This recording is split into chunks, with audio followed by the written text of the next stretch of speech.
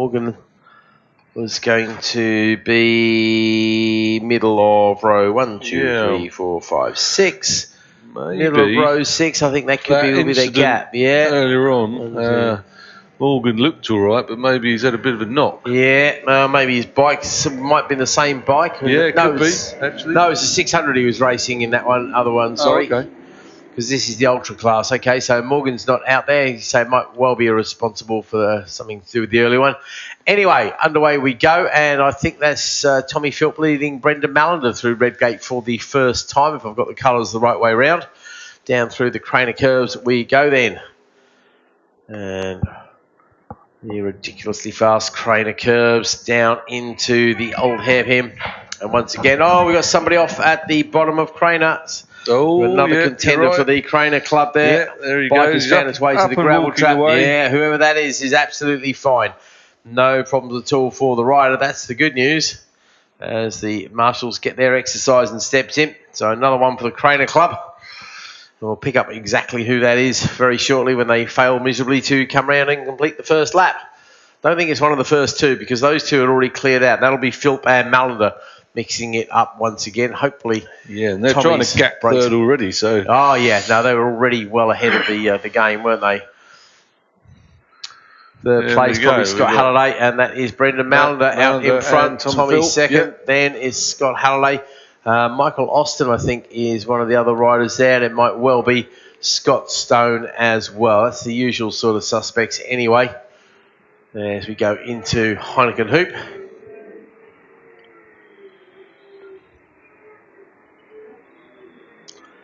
So they anchor up.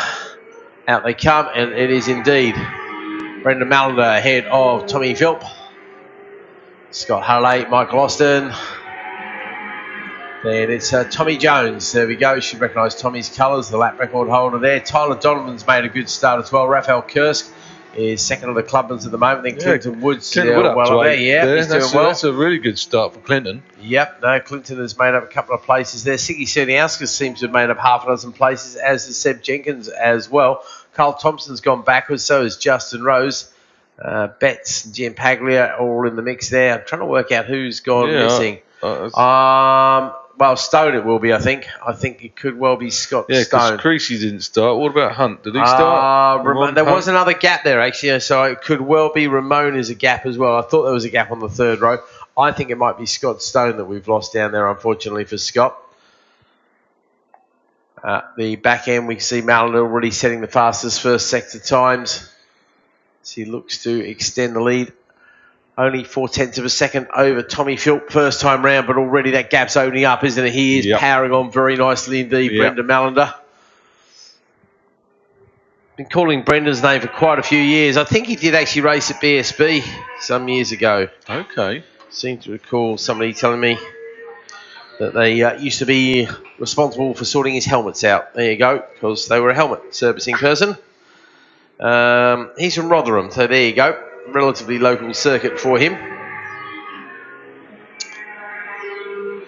Yeah, it's got the same pattern as the last race, this, because Tommy, massively gained on them. This is going to be interesting because Tommy Philp had got good drive onto the straight, same as he did in the previous race. Closed up, got tighter on the way into Redgate. I think we're going to be having to see whether or not they've managed to cure Tommy's braking issues. Yes. And if they have, I'm surprised to see him so close at the end of the straight. Just considering the gap that Mallender had at the end of that lap, he closed a lot back up. But it's getting spread out again in the twisty, long parts of the circuit. Yeah. Well, the sector times are coming in, and again, Mallender goes a little bit quicker. In fact.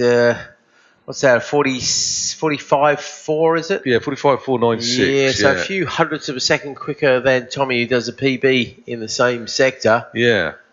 So the gap was, a couple of tenths greater last time round. Again, I think it's going to extend that a little bit more. It's just by fractions there. Halliday also having a lonely race back in third place. And Tommy Jones, now Tommy... Is that a 34? No, it's 35.398 for Tommy. Tommy will be taking home the Clubman lap record from here by the look of it. And the other thing that Tommy's got that he's not showing is I think he's the lap record holder in the rookie thousands as well. He's got that accolade at quite a few circuits we go to. So fair play to him. Yeah, these two riders seem to have their stronger points at different parts of the circuit. Tommy was quicker in sector 2 there, actually closed the gap back down to half a second. So, yeah, you're right. It's a little bit of a yin and yang thing going on there. And Tommy with the fastest lap of the race that time round as well, 30. Okay. Yeah, only a tenth quicker, but it's still fastest lap of the race. Still closing the gap down just a little bit there, isn't it?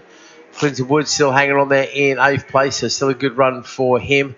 Tyler Donovan, though, his main opposition in the Ultra Championship this year, he's just 1 place ahead. Rafael Kursk is second of the Clubmans. And I think it's Siggy Cerniauskas who can claim third of the Clubman bragging rights at this early stage.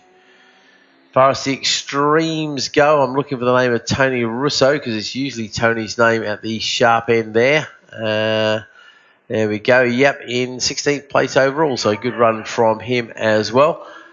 Matt Wren, fourth of the Ultras at the moment as well. That's opened up the gap there in between Malander and Tommy Philp. See, that's what I thought last time as well, but then Tommy suddenly went 10 seconds quicker. On the way out of the last corner and into Redgate. That seems to be his major strong point. I think the other problem with Tommy, and it's not a problem, he's not particularly race fit. I know he's doing the odd track day here and there, but obviously, as you well know, track days aren't racing. And you really need to bring your best to the game for a race. Bearing in mind that what you've just said there, I mean, he could have had like an arm pump issue. You know, he's been braking really hard. Yeah, no, you're right, actually. He hasn't got any race pace. Yeah. You know, if race fit. Oh, someone's straight on at the end there. Well, that's going to be one of our top 2, I think, mate, because not very many people have come across the line. So you wonder about the arm pump thing. They've kept it upright, though, haven't they, by the look of it? Yeah, and that special deep gravel. Yes, absolutely. Don't think going to be able to... Let's have a look.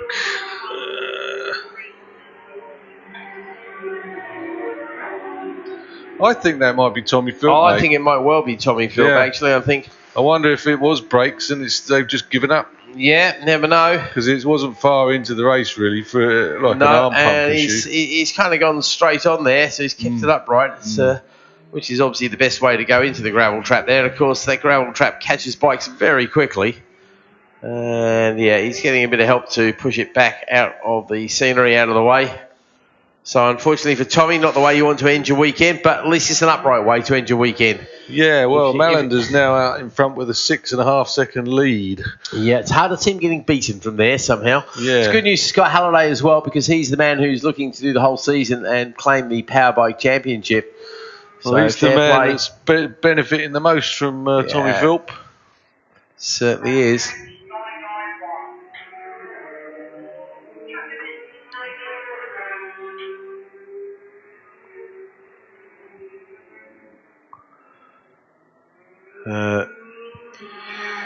Malander over the line.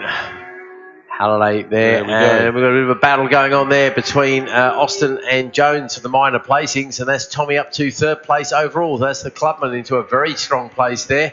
The retro of Michael Austin doing a very good job too.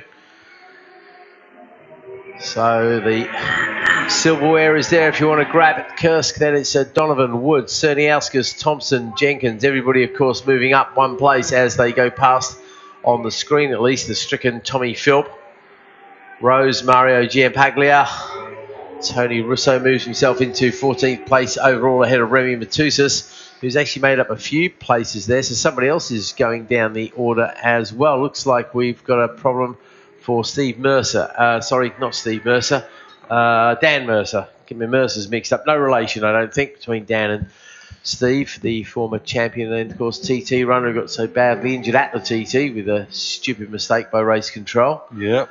Ellis, Wallace, Bedford, Holden, and Gawaluch. Fag still out there. Paul, one of the great veterans of the class here.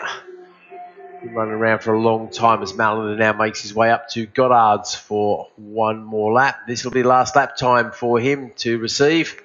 So Brendan will be going, where's the rest of you? Well, they've left you a long way behind. I'm thinking that Tommy's bike would already have been cleared up and parked away before Brendan would have seen it. Doesn't seem to be one of those riders who looks over his shoulder. Maybe he's getting a board down there, and what it'll say is plus loads and loads and loads of seconds. I believe he Plus must 11. have had a board because he's dropped to the 34.5s now. Okay. He knows he's got no need to push any harder than that. No, there's no point risking it for a biscuit when you've got a comfortable lead like that. And it does make you wonder if Brendan's going to dust off his leathers and come out for maybe a full crack at the championship. It's Scott Halliday who leads at the moment.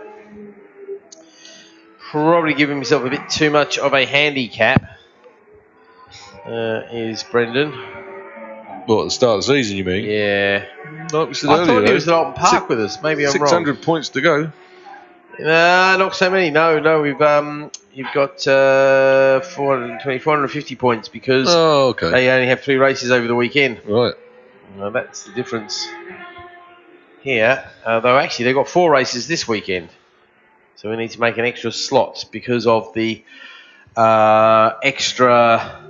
That's why it's not the long race this weekend, because they're doing the same as everybody else, simply because they've got the extremes, the ultras in with the mix as well, and they're the regular kind of runners, so they're going to give the power bikes the option there. So that's what's happening there. So they will score all 4 races, I think. Brendan Mallender trying to save on the front tyre a bit there as he decides to wheelie all the way down the straight. Bit of a puff of smoke as he plants it back into the ground. The old jet landing. Yeah. Rather fortuitously doesn't do the Aprilia, the Aprilia wobble.